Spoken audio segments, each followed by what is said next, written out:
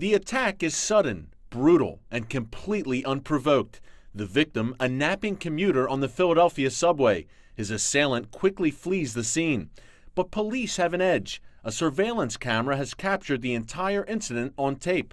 The suspect is captured just days later. Philadelphia has spent millions on these cameras to help fight crime. So have New York, Chicago, Los Angeles, and Washington, D.C.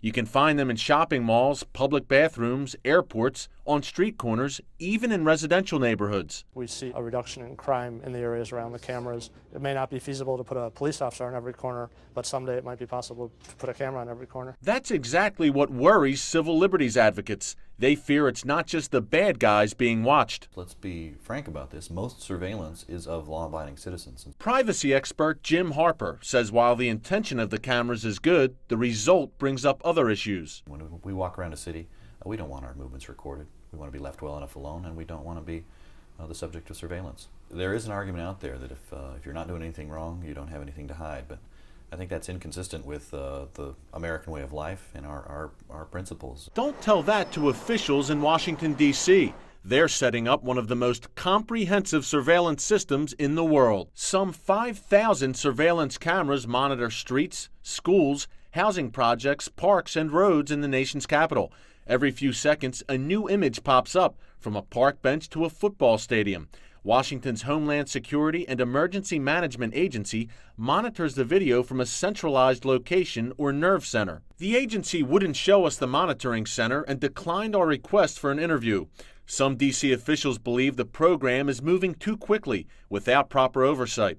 Others say you can't stop progress. We can't put the genie back in the bottle. We just have to figure out how to manage it and control it. Crime is just one reason for the growth of surveillance cameras in Washington. The main concern for officials here is terrorism. The city remains the most desired target for terrorists the world over, with one possible exception: New York City.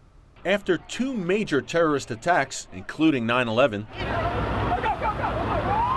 New York officials are determined to never let it happen again. One of their solutions? Installing thousands of surveillance cameras around the city. It's obviously everyone's world changed after September 11th.